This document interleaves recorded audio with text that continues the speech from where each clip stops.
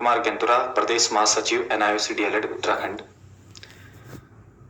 आशा करता हूं आप सभी लोग घर पर कुशल मंगल होंगे। आज मैं फिर आप लोगों के साथ लाइव हूं और आशा करता हूं कि आप लोग मेरी बात को सुनेंगे। और मेरी आपसे रिक्वेस्ट भी है कि जो भी बात मैं आपसे करूं उसमें कुछ पॉजिटिव पॉइंट्स भी होंगे।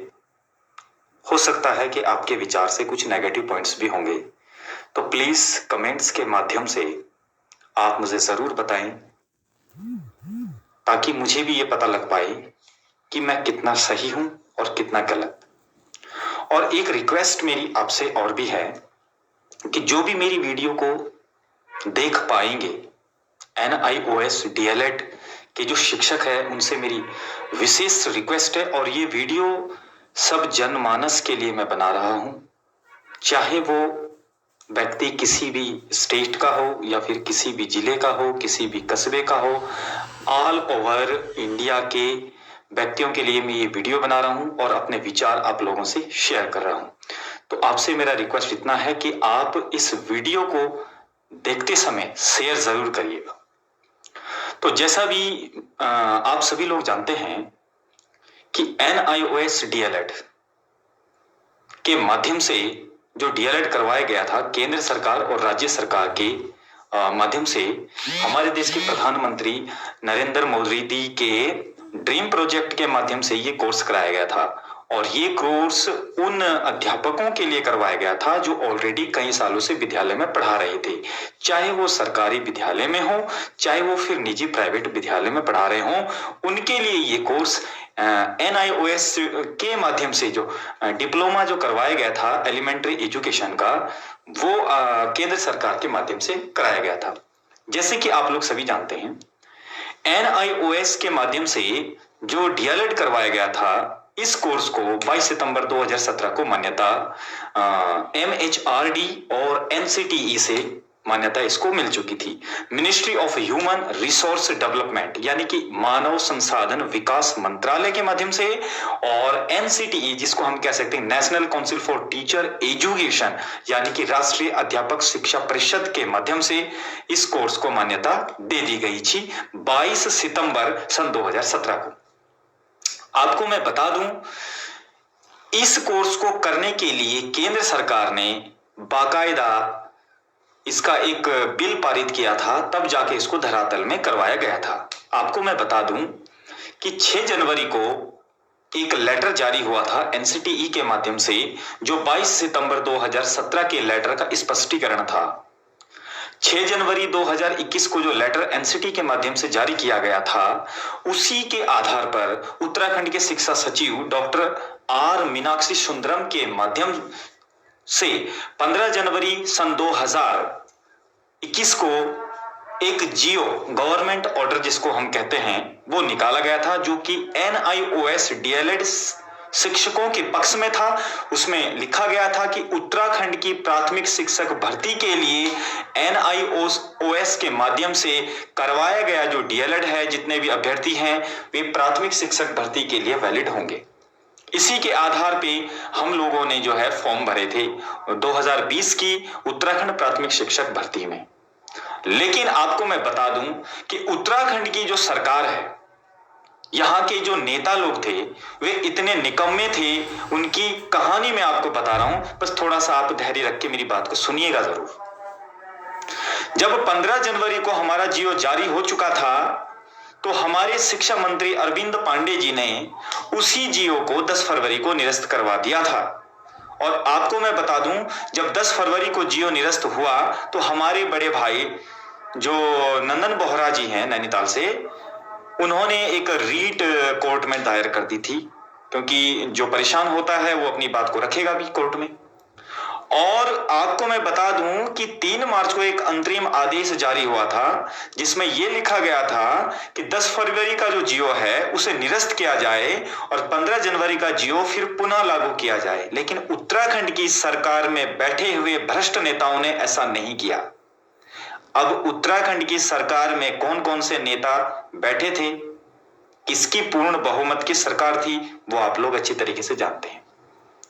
तो बीजेपी सरकार ने बेरोजगारी का इतना बुरा हाल करा हुआ है पूरे उत्तराखंड के अंदर कि जिसका तो मैं बयान चाहे कितना भी करूं कम ही कम है। तो शिक्षा मंत्री अरविंद पांडेय सिर्फ जुमले फेंकते थे और बीजेपी सरकार ने हमको दिया क्या है 5 साल में। मैं पूछना चाहता हूं आप लोगों से, चाहे वो बीजेपी के कट्टर समर्थक हो, चाहे वो कांग्रेस के कट्टर समर्थक हो, XYZ किसी भी संगठन से आप ताल्लुक रखते हो, क्योंकि मैं तो सभी संगठनों को एक जैसा ही मानता हूं। मुझे तो सिर्फ संगठन से कोई एलर्जी नहीं है, मुझे तो व्यक्ति काम करने वाला होना चाहिए। कोई भी पार्टी गलत नहीं होती है, गलत होते हैं उनके कार्यकर्ता। अगर कार्यकर्ता सही काम नहीं करते हैं तो पार्टी को ही लोग दोष देते हैं। तो आपको मैं बता दूं कि सबसे पहले शिक्षा मंत्री अरविंद पांडेय जी ने हम लोगों को इस भर्ती से बाहर करने की पूरी कोशिश करी। कोर्ट में हम लोगों को पहुंचाने वाले हमारे शिक्षा मंत्री अरविंद पांडेय जी हैं और उन्हीं के कारण से आज हम बेरोजगार हैं। हम लोग कोर्ट के न्यायालय के न्याय पर हमें विश्वास था, लेकिन जब हमारा कोर्ट में केस था तो शिक्षा मंत्री अरविंद पांडेय ने असंवैधानिक तरीके से भर्ती को स्टार्ट किया, जबकि ये अभी तक कोर्ट में फैसला हुआ ही नहीं था कि NIOS DLED पूर्ण रूप से भर्ती से बाहर है या नहीं है। तो किस आधार पे शिक्षा मंत्री ने और उत्तराखंड की बीजेपी सरकार जो पूर्ण बहुमत की सरकार है, किस आधार पर इन्होंने जो है भर्ती प्रक्रिया स्टार्ट की, जबकि 2020 की भर्ती में NIOS DLED के शिक्षकों ने आवेदन किए थे, यहां तक कि मैंने खुद भी आवेदन किए थे। जब तक हमारा केस कोर्ट में था और जब तक फैसला नहीं हुआ था तब तक इनको भर्ती स्टार्ट नहीं करवानी चाहिए थी, या अगर इनको भर्ती करवानी भी थी तो ये इस तरीके का भी हल निकाल सकते थे। गवर्नमेंट के पास, सरकार के पास पावर होती है, ये किस लिए कुर्सी पर बैठे हुए थे? इनको उसी समय पद सर्जित कर देने चाहिए थे कि इतने पद बीएड वालों के लिए है, इतने डाइट DLED वालों के लिए, इतने NIOS DLED वालों के लिए। DLED सिर्फ DLED होता है, चाहे वो NIOS के माध्यम से करवाया गया हो, चाहे वो किसी भी संस्था के माध्यम से करवाया गया हो, चाहे वो डाइट के माध्यम से करवाया गया। बीएड भी तो इसी तरीके से करते हैं। हर व्यक्ति बीएड रेगुलर नहीं करता, आधे तो प्राइवेट भी करते हैं। तो क्या प्राइवेट DLED सरकारी DLED के समकक्ष नहीं होता है क्या? तो जब होता है बीएड सरकारी बीएड के समकक्ष, तो फिर हमारा NIOS के माध्यम से जो करवाया गया DLED है वो सरकारी DLED के समकक्ष क्यों नहीं है? क्या हमने क्लासें नहीं दी? सारे काम किए और हम सरकार को ये कहने के लिए नहीं गए थे कि आप हमसे कोर्स करवाइए, सरकार ने खुद करवाए थे। उसके बाद जब सरकार ने जब भर्ती को आगे चला दिया था तब हम देहरादून में आंदोलन गए थे अक्टूबर के महीने में, और हमने 3.5 महीने तक आंदोलन किया, जिसमें हमने 1 दिन का उपवास, क्रमिक अनशन, भूख हड़ताल, जो भी होता है हर चीजें हमने की, लेकिन सरकार के काम के अंदर जू नहीं रेंगी। बेरोजगारी का आलम इतना ज्यादा है कि आप 14 तारीख को अपने हिसाब से वोट दीजिए। और जो तुम लोग जो झंडा लेके घूमते हो ना, इस झंडे से कुछ नहीं होने वाला है, ये मैं आपको बता दूं। इसलिए जनता को से मेरा रिक्वेस्ट है कि आप लोग इस सरकार को प्लीज ना सुने, क्योंकि जो हालत हमने झेली है, 3.5 महीने तक हम भूख हड़ताल में रहे। दिवाली, भैया दूज, ऐसा कोई त्योहार नहीं था 3 साल का जो साल भर में हम उम्मीद ही नहीं कर सकते कि हम अगले साल त्योहार देख भी पाएंगे या नहीं। वो त्योहारों को हमने जो है सड़कों में बिताया है। लेकिन सरकार, हमारे पुष्कर सिंह धामी जो वर्तमान के अभी भी हमारे मुख्यमंत्री रहे हैं, शिक्षा मंत्री अरविंद पांडेय जी ने हमारे साथ बहुत बड़ा छलावा किया है। बिहार राज्य में नियुक्ति मिल चुकी है, राजस्थान राज्य में नियुक्ति मिल चुकी है, अन्य राज्यों में भी कम से कम 4-5 राज्यों में जो है इस कोर्स को लिया गया है। यूपी में भी टेट में NIOS DLED को बिठा दिया गया है, लेकिन उत्तराखंड राज्य में केवल सरकार जानबूझ के नहीं लेना चाहती है। ये इनका अपनी तानाशाही है। आपको मैं बता दूं, उत्तराखंड की भोली भाली जनता से मेरा रिक्वेस्ट है कि प्लीज ऐसी सरकार को दोबारा ना बनाएं, नहीं तो बेरोजगारी का आलम इतना ज्यादा है कि आपको खबर भी नहीं लगेगी। हमारे पहाड़ों में मैं आजकल देख रहा हूं कि बहुत ज्यादा रैलियां चल रही हैं। कुछ लोग केवल खाने पीने में मस्त हैं, बस इनको दारू मिल जाए, थोड़ी बहुत मीट मिल जाए, मजे ले रहे हैं इसमें। अरे क्या भैया, तुम्हारा जीवन इन्हीं से कट जाएगा?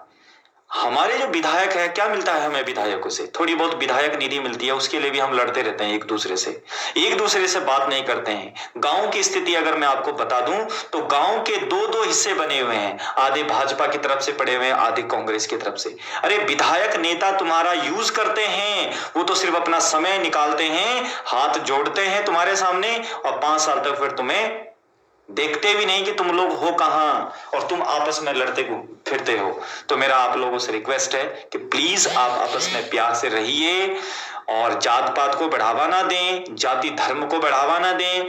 जात पात और जाति धर्म, इस दो पे ही राजनीति करते हैं ये नेता लोग, और शिकार कौन होते हैं? तुम्हारे और हमारे जैसे लोग। तो ऐसा प्लीज ना करें। आपको मैं बता दूं कि शिक्षा की नाव बड़े शौक से डुबाई जा रहे हैं, शिक्षा की नाव बड़े शौक से डुबाई जा रहे हैं। स्कूल बंद करके लोगों को रैलियों में बुलाए जा रहे हैं। कब तक फ्री के राशन का मजा लेता रहेगा ए आम आदमी? हमारे बच्चे शरीर से नहीं दिमाग से अपाहिज बनाए जा रहे हैं। तो मेरी बात आपको अगर अच्छी लगी हो तो प्लीज शेयर और कमेंट जरूर करें। आपको मैं बता दूं, जो बोलता है ना हमेशा वही बुरा होता है।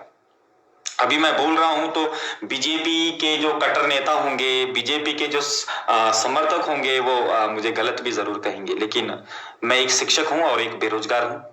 मैं सत्य जो बात है उसे तो मैं करूंगा, उसके लिए मैं किसी से डरता नहीं। अब रही बात, मैं ये नहीं कहता कि भाजपा ने कभी कुछ नहीं किया या कांग्रेस ने कुछ नहीं किया। देखिए, इन पार्टियों ने हमारे लिए बहुत कुछ किया है, इस बात को तुम भी जानते हो। मैं वीडियो के माध्यम से शेयर नहीं करना चाहता है, परंतु पार्टी कभी गलत नहीं होती, कार्यकर्ता गलत होते हैं। मैं मानता हूं कि अगर हम कट्टर कांग्रेसी हैं, अगर हमारा विधायक ढंग से काम नहीं करता है तो आप विधायक को चेंज कर दीजिए। अगर हमारे एक ही विधायक उठते हैं बार बार तो भाजपा की सरकार, भाजपा का विधायक जिता दीजिए। भाजपा का भी अगर ठीक नहीं लगता है तो निर्दलीय है तो उसको जिता दीजिए। अरे भैया, हमारे लिए कोई रिश्तेदार नहीं है, हमने ये देखना है कि हमारे एरिया का विकास कैसा होगा, हमारे उत्तराखंड राज्य का विकास किस प्रकार से हो। तो ये चीजें मायने रखती हैं। आपको मैं बता दूं कि हमारी बीजेपी सरकार जो केंद्र सरकार में भी है और आपके हमारे उत्तराखंड में भी पूर्ण बहुमत में है। कुछ मेरे पास आंकड़े हैं, कुछ बिंदु है, मैं वो आपको दिखा रहा हूं। आपको मैं बता दूं कि प्रदेश के 18 बस स्टेशनों को बेचेगी सरकार। कौन बेचेगी? जो अभी वर्तमान में भाजपा सरकार है।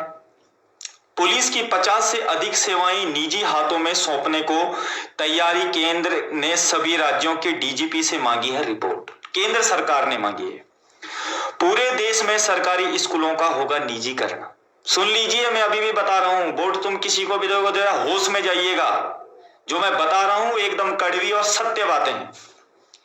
अब केंद्र सरकार देश भर के राष्ट्रीय राजमार्ग बेचकर 40,000 करोड़ रुपए एकत्र करेगी।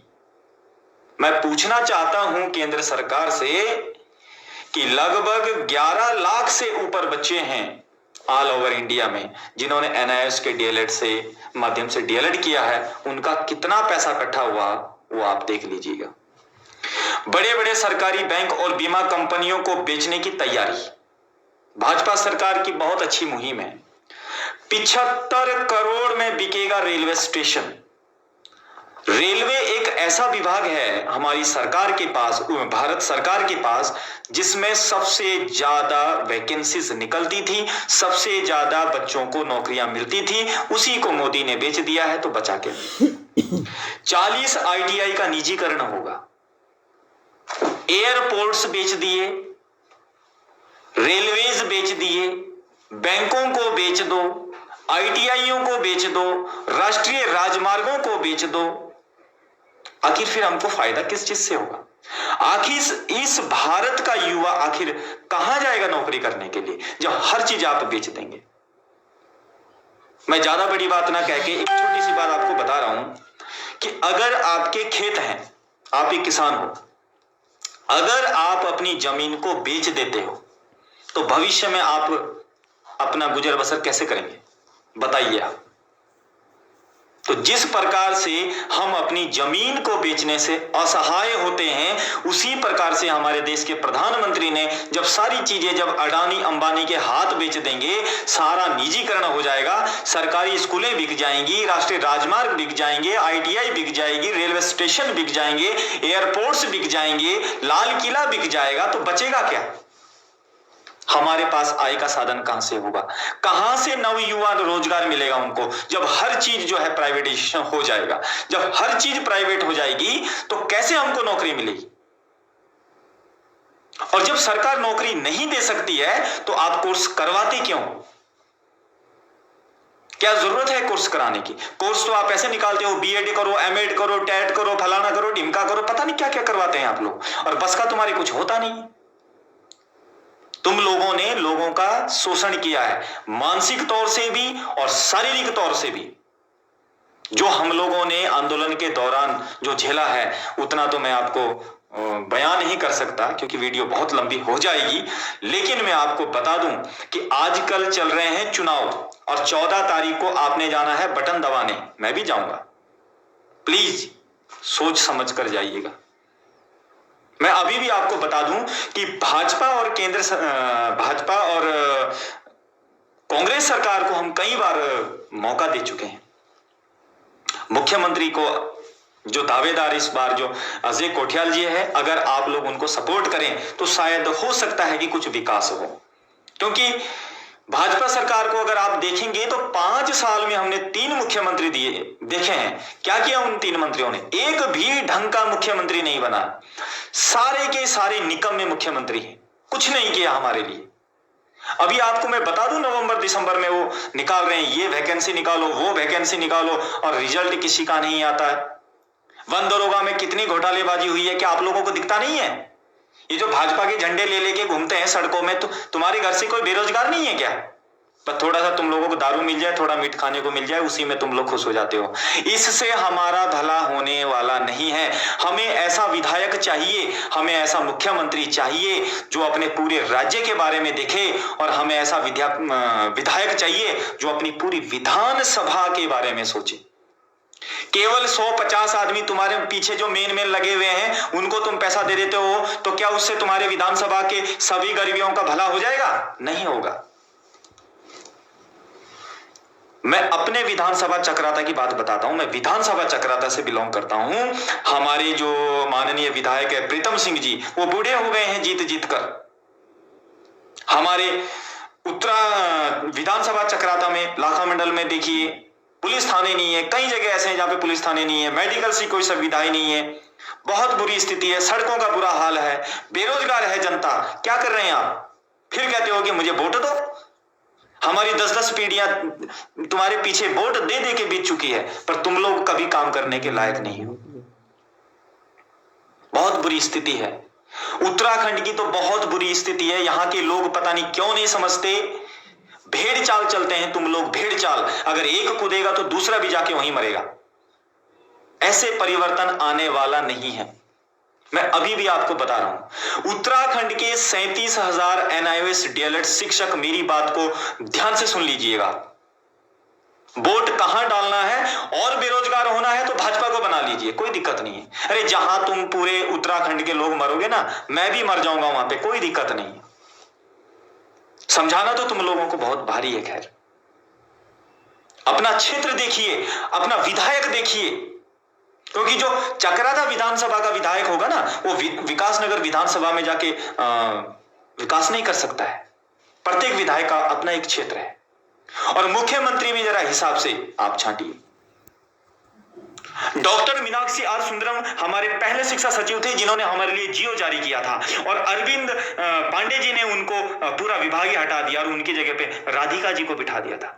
और राधिका जी ने भी जब हमारे पक्ष में जब बात रखी तो उनको भी हटा दिया और वीवीआरसी पुरुषोत्तम जी को बना दिया। और अभी आप देख रहे होंगे कि आचार संहिता लगने से पहले वीवीआरसी पुरुषोत्तम जी को हटा दिया और फिर दोबारा से मीनाक्षी सुंदरम को बिठा दिया। अरे क्या कर रही है तुम्हारी भाजपा सरकार? मुख्यमंत्रियों को बिठा रही है, मतलब 5 साल के अंदर 3 मुख्यमंत्री, और विकास 0% है।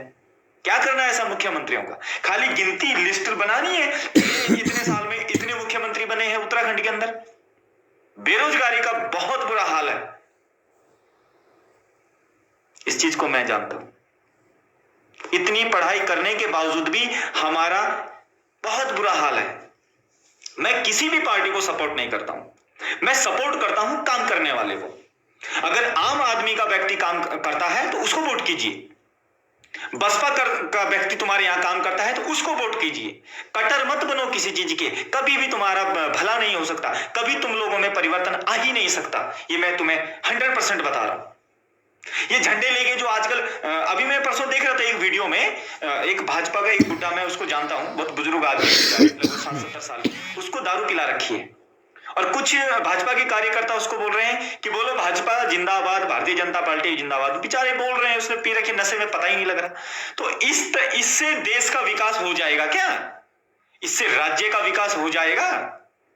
आप लोग कमेंट करिए प्लीज।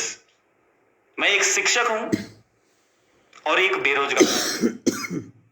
बेरोजगारी क्या होती है हमसे ज्यादा कोई नहीं जानता। 7 साल हो गए हैं प्राइवेट विद्यालय में पढ़ाते हुए।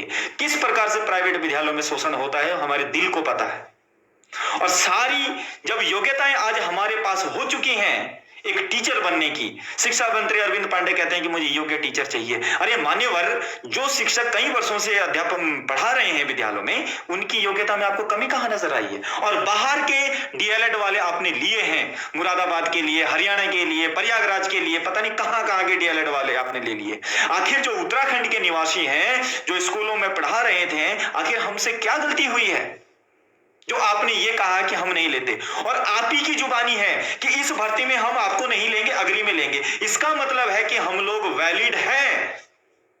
जब हम लोग वैलिड है ही नहीं तो तुमने कैसे कहा कि अगली भर्ती में आपको लेंगे? इसका मतलब तुम्हारी अपनी तानाशाही है। जो तुमने करना है वो तुमने करना है बस। नहीं तो तुम्हारे मुंह से ये लफ्ज कैसे निकले हैं कि हम तुम्हें अगली भर्ती में मौका देंगे? अरे मान्यवर, 2020 की भर्ती में हमने फॉर्म भरे हैं। आप कौन होते हैं ये कहने वाले कि आप अगली भर्ती में आइए? आपकी क्या गारंटी है कि अगले बार तुम शिक्षा मंत्री बनेंगे या नहीं बनेंगे? आप तो सिर्फ 5 साल के नौकर हैं। आप शिक्षा मंत्री आते जाते रहते हैं, मुख्यमंत्री आते जाते रहते हैं। तुम्हारे कार्यकाल में कितने मुख्यमंत्री उत्तराखंड के बने हैं? तीरथ सिंह, त्रिवेंद्र सिंह, पता नहीं कहां कहां से आ जाते हैं। केवल अपने पीछे ये लिख देना है कि मैं मुख्यमंत्री हूं, बस, और कुछ नहीं। कम से कम उत्तराखंड के बारे में सोचिए। मैं तो ये कहता हूं कि शायद यूपी के टाइम पे उत्तराखंड ज्यादा बेस्ट था। आज 21-22 साल का युवा उत्तराखंड हो चुका है, 22वां साल लग गया है। क्या है उत्तराखंड के अंदर? बेरोजगारी के अलावा कुछ नहीं है। कोई भी पेपर बनता है, कोई भी पेपर आता है, किसी में भी बिना धांधलेबाजी का कोई रिजल्ट आता है क्या? बहुत बुरा हाल है उत्तराखंड का। उत्तराखंड की जनता से मेरा रिक्वेस्ट है कि प्लीज, मैं जो बोल रहा हूं मेरी बात पर ध्यान दीजिए। आजकल मैं बता रहा हूं, सारे विधायक तुम्हारे हाथ भी जोड़ेंगे, अरे भाई साहब हमको वोट दीजिए, लेकिन जिस दिन वो विधायक बन जाते हैं ना मान्यवर, और देहरादून जाना जरा उनके कार्यालय जहां पे वो बैठते हैं, 2-2 घंटे इंतजार करना पड़ता है। जितनी राजनीति इन्होंने 5 साल, 15 साल, 20 साल में सीखी है ना, उतनी तो मैं 3 महीने में समझ गया था कि पॉलिटिक्स क्या होती है। गरीब आदमियों को पीसा जा रहा है, जो अमीर है उसे वो और अमीर होता जा रहा है, और जो गरीब है वो गरीब ही है। लेवलाइजेशन कैसे होगा? इस प्रकार से नहीं होने वाला कि मैं वन विभाग में हूं तो मेरा ही भतीजे का सिलेक्शन हो, मैं वन विभाग में हूं मेरे ही बेटे का सिलेक्शन हो। वो तो मेरी ही जड़ मजबूत होती जा रही है ना। गरीब बच्चा कहां से? जो गरीब फैमिली है, कई तो ऐसे हैं जिनके परिवार में एक भी सरकारी में नहीं है, और कई परिवार ऐसे हैं जिनमें 5-5 आदमी सरकारी है। तो ऐसा क्यों करती है सरकार? गरीबों के लिए कुछ नहीं है। पी लो दारू, 2014 तारीख तक पी लो आप, उसके बाद तुम्हें कोई नहीं पूछने वाला। केवल 2 पेक और 2 टुकड़े मांस और 1000-2000 रुपए तुम्हारी जेब में डाल के दे देता। अरे भैया, गाय गधा खरीदने जाओगे ना, वो भी 20,000 से कम का नहीं खरीदा जाता, उसकी कीमत उससे ज्यादा। तुम लोग गधे से भी बेहतर हो। 1500 रुपए के पीछे तुम बिक जाते हो और तुम्हें ये पता ही नहीं रहता कि मुझे वोट कहां देना है। हमने भाजपा को भी बहुत मौके दिए, हमने कांग्रेस को भी बहुत मौके दिए। अभी इनको सबको याद है कि ये करना है वो करना है, जब इनकी सरकार आ जाती है तो कोई नहीं देखता है। बेरोजगारी इतनी चरम सीमा पे पहुंच चुकी है। जब आप एक बात बताइए कि जब एनसीटीई के डायरेक्टर जयेश पटेल जी ने 16 दिसंबर सन 2021 को वीडियो कॉन्फ्रेंसिंग के माध्यम से उत्तराखंड के हाई कोर्ट में काउंटर फाइल कर दिया और उन्होंने कह दिया है कि एनआईओएस डीएलएड अन्य डीएलएड के समकक्ष है, मींस इक्वल है। तो जब कोई चीज इक्वल हो जाती है तो कहने का मतलब यह हुआ कि हम लोग प्राथमिक शिक्षक भर्ती के लिए वैलिड हैं। लेकिन उत्तराखंड के शिक्षा मंत्री अरविंद पांडे, जिनके घर गदरपुर उधम सिंह नगर के गुलर भोज तक मैं गया, मजबूर किया है शिक्षा मंत्री अरविंद पांडे ने उनके घर का घेराव करने के लिए। और 2 बार तो हम मुख्यमंत्री आवास कूच कर चुके हैं, सचिवालय आवास कूच कर चुके हैं, लेकिन उत्तराखंड की सोई हुई सरकार की नींद नहीं खुली, उनके कान के ऊपर जूं नहीं रेंगी है। मेरे नजर में सबसे घटिया सरकार है बीजेपी।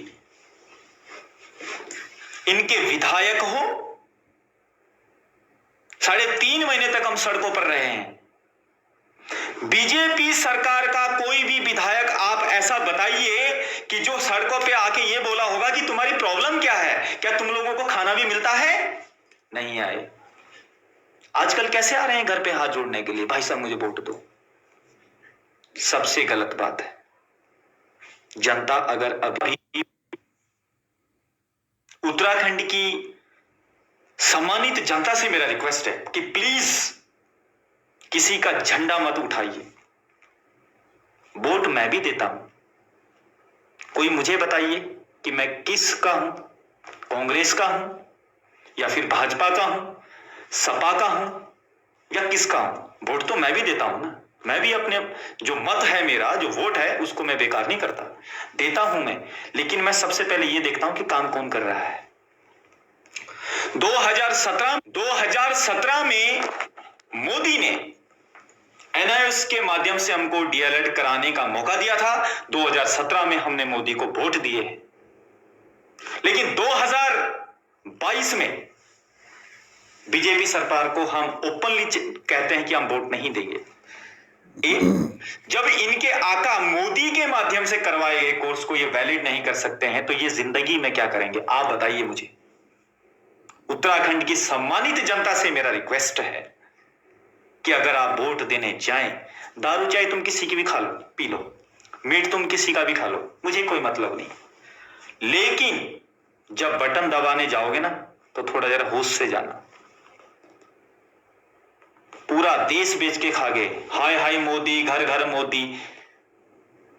गैस सिलेंडर देखिए आप कहां पे पहुंच गया है, तुम्हारा शर्म आनी चाहिए तुम लोगों को। पेट्रोल की हालत देखिए आप, 205 रुपए आपने जो है सरसों का तेल कर दिया है। अन्य चीजों के तो मैं रेट ही नहीं बताऊं तुम्हें। आप कहते हो कि बदलाव अगर चाहते हो तो जनता को खुद, जिस तरीके से जनता का यूज मंत्री और नेता करते हैं ना, जनता को भी इनका यूज करना चाहिए। 5 साल इसको बनाओ, 5 साल इसको बनाओ। काम अगर वो अच्छा करता है तो उसको मौका दीजिए दोबारा, हम ये नहीं कह रहे उसको मौका मत दो, लेकिन अगर वो कमीना हो जाता है ना तो उसको हटाने की जिम्मेदारी भी जनता की होनी चाहिए। मैं कहूं कि अभी तक उत्तराखंड का जौनसार बावर का एरिया क्यों पिछड़ा हुआ है, उसका रीजन बता दूं मैं आपको। यहां के लोग भेड़ चाल चलते हैं।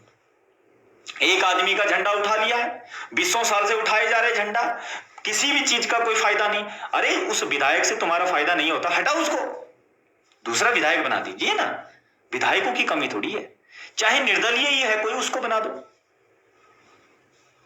प्रीतम सिंह से भी हमने ऐसा नहीं है कि उनको कभी वोट नहीं दिए हों, बहुत वोट दिए हैं उनको भी, लेकिन जौनसार बावर की क्या हालत है मुझे भी पता है, मैं भी जौनसार का ही रहने वाला हूं। उत्तराखंड की जनता से मेरा अभी भी रिक्वेस्ट है कि सबसे ज्यादा बेरोजगारी देखी है मैंने बीजेपी सरकार के अंतर्गत। आखिर ये भर्ती पूरे 5 साल तक इन्होंने सिर्फ शिक्षा सचिव बदले हैं और मुख्यमंत्री बदले हैं, इनके अलावा इन्होंने कुछ नहीं किया और महंगाई बढ़ाई है। लॉकडाउन में क्या हाल हुए हैं आपको पता होगा। अगर आप भूल जाते हो तो कर दीजिए वोट और झेल लेना। अभी तो यही बिके है ना, अभी जो मैं दिखा रहा था तुम्हें, सब कुछ बिक चुका है। अगर अभी भी होश ना आए, मैं अभी भी प्रेम से बता रहा हूं कि एनआईओएस डीएलएड के सभी शिक्षक जो मुझे सुन पा रहे हैं, पीआरडी के जवानों का बुरा हाल है। सुभाष चंद्र बोस ने प्रांतीय रक्षक दल की स्थापना की थी, आज तक वो सरकारी नहीं हो पाए। पीआरडी के जवान कोरोना वायरस में उन्होंने ड्यूटी दी, हर जगह वो पुलिस के साथ ड्यूटी करते हैं और उनको जो है 365 दिन का रोजगार नहीं दे सकती है ये सरकार। तो क्या करना है, 5 या 6 महीने उनको काम देते हैं, उसके बाद उनको घर भेज देते हैं। और अभी आपने देखा होगा पीआरडी के जवान, जो भी कोई मेरी वीडियो सुन रहा होगा, आप मुझे पहचानते होंगे अच्छी तरीके से। आप लोगों के साथ मैंने गांधी पार्क पे बहुत टाइम, करीबन आप लोग भी 50 दिन से ऊपर रहे हैं, तो पीआरडी के जवानों के ऊपर कितना लाठीचार्ज हुआ है। मैं खुद पवन 3 बार अरेस्टिंग दे चुका हूं पुलिस को। आज क्या जरूरत थी, हम वहां आंदोलन में हैं, इधर हमारे लोअर पीसीएस के पेपर हैं, ग्राम विकास अधिकारी का पेपर है। भैया हम पेपर के लिए तैयारी करें या आंदोलन में बैठे? हमारा जो सारा शेड्यूल खराब किया है, नहीं तो हमने फॉर्म भरे हुए थे, शिक्षा मंत्री अपना लगा लेता, जो भी इसके जो मेरिट लिस्ट लगती है, जिसका होना होता हो जाता, नहीं होता नहीं होता। कम से कम एनआईओएस डीएलएड को मौका तो मिले, लेकिन नहीं, इन्होंने अपने काली करतूतों को अंजाम देना था। इसलिए एनआईओएस डीएलएड को कहा कि आपको अगली भर्ती में लिया जाएगा। अगली भर्ती में लिया जाएगा का मतलब है कि हम लोग वैलिड हैं, आप जानबूझ के लेना नहीं चाहते। तो एनआईओएस डीएलएड के सभी शिक्षकों से मेरा रिक्वेस्ट है कि आप लोगों ने मेरी बात को सुना, जो भी मेरी बात को सुन रहा होगा, प्लीज वोट जो आप करेंगे होश में जाकर करें। और विशेषकर चक्राता विधानसभा की सरकार, जनता को मैं ये कहना चाहता हूं कि आप लोग प्लीज, बहुत बुरा हाल है जोनसर में। रामायण तुमने देखी होगी ना, राम के पीछे पूरी वानर सेना जाती थी, लेकिन अब राम नहीं रहे हैं। कुछ दिन राम रहते हैं, उसके बाद रावण बन जाते हैं सारे। हर समय आप उधर देखिए, तहसील पुरोला में देखिए आप, वहां पे मालचंद जी उठे हुए हैं, दुर्गेश्वर लाल जी उठे हुए हैं। पहले आपके राजकुमार जी भी थे, उनको टिकट नहीं मिला इस बार, लेकिन मालचंद जी पहले कई बार विधायक बन चुके हैं और उनके जुमलों का सबको पता है। दुर्गेश्वर लाल इस बार इसलिए भी जीत सकता है, चाहे वो भाजपा से, मैं किसी पार्टी को विरोध नहीं कर रहा हूं, मैं कह रहा हूं कि कार्यकर्ता गलत होते हैं, पार्टी गलत नहीं है। अगर तुम्हारे कार्यकर्ता ठीक नहीं है तो पलट दीजिए, दूसरा बना लीजिए विधायक। दोबारा से आपको बता रहा हूं कि हमारे विधानसभा चक्राता में प्रीतम जी उठे हुए हैं, रामशरण नौटियाल जी उठे हैं और दौलत कुमार जी उठे हुए हैं, जो इतने गरीब तबके के लोग हैं कि अगर आप लोग विधानसभा चक्राता के लोगों से मैं ये कहना चाहता हूं कि कम से कम जो निर्दलीय उठा हुआ है उसको सपोर्ट करो। हम लोगों ने, मैंने, चाहे आप जो सुन रहे हैं, तुम्हारे दादा परदादा ने 4-4 तुम्हारी पीढ़ियां बीत गई है भाजपा को और कांग्रेस को वोट देते देते। आधे हमारे यहाँ पे गंजे हो गए जिनके टकलों पे बाल नहीं हुए और लड़ रहे हैं आपस में, तू भाजपा को वोट नहीं करता है, तू फलाने को वोट नहीं करता है। अरे तुम्हें क्या दिया है किसी भाजपा के नेता ने या किसी कांग्रेस के नेता ने? तुम्हारे एक वोट की वजह से, तुम्हारे जिताने की वजह से वो 5 साल तक मजे लेते हैं और इतना पैसा इकट्ठा कर लेते हैं कि अगर तुम विधायक बिना बनाओ उनको, तभी वो आराम से पूरी जिंदगी काट सकते हैं। लेकिन हम लोग तो गरीब के गरीब ही है ना। मकान भी उसके आते हैं जिसके 4-4 मकान है, 2-2 मकान पहले के हैं, उसको मकान नहीं आते हैं जिनका मकान ही नहीं है। बहुत बुरी स्थिति है, बहुत ज्यादा करप्शन है उत्तराखंड के अंदर। इसलिए उत्तराखंड की समस्त जनमानस से मेरा रिक्वेस्ट है कि प्लीज होश में आकर वोट दें। और चक्राता की विधानसभा से तो मैं विशेषकर कहता हूं कि हमने भाजपा और कांग्रेस को बहुत देखा है, एक बार निर्दलीय आदमी को भी देख लीजिए, क्या पता वो कुछ करे। नहीं करेगा तो 5 साल के बाद हमारे ही तो पास आएगा, जाएगा किधर? फिर पटका मार देंगे उसको। लेकिन तुम एक ही आदमी, इतना मजबूत मत बनाइए किसी को कि वो तुम्हारे ऊपर भारी पड़ जाए। बाकी आप खुद समझदार हैं। मैं किसी का विरोध नहीं कर रहा हूं, मैं सच्चाई बता रहा हूं। और जो मैंने देखा है, जो मैंने महसूस किया है सड़कों पे जाके, भूखे पेट रह के, गंदे नालों के ऊपर सोना पड़ा मुझे उत्तराखंड की बीजेपी सरकार, गंदी सरकार की वजह से। पुष्कर सिंह धामी कहते हैं कि मैं युवाओं का नेता हूं। पुष्कर सिंह धामी को तो मैंने कम से कम 10 बार ज्ञापन दिए थे। क्या किया पुष्कर सिंह धामी जी ने? कुछ भी नहीं किया। राघवेंद्र सिंह चौहान जो हमारे न्यायालय के न्यायाधीश रह चुके हैं, 1 साल तक उन्होंने केस को घुमाया है।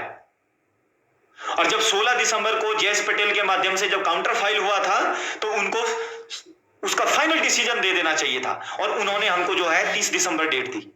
और आपको मैं बता दूं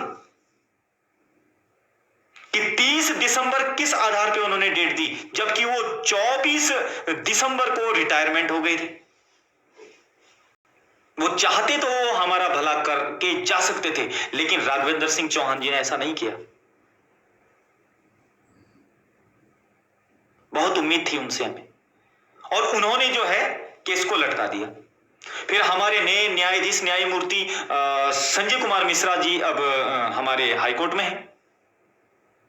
उन्होंने फिर 30 तारीख की डेट 6 जनवरी को दी थी, और 6 जनवरी को हमारे माननीय यशस्वी न्यायाधीश आलोक वर्मा जी, वो हमको कहते हैं कि कोर्ट के अंदर जितने भी पहले जो पिटिशनर बने होंगे उनको कहो कि वो अपने नियुक्ति पत्र और एक्सपीरियंस लेटर दें।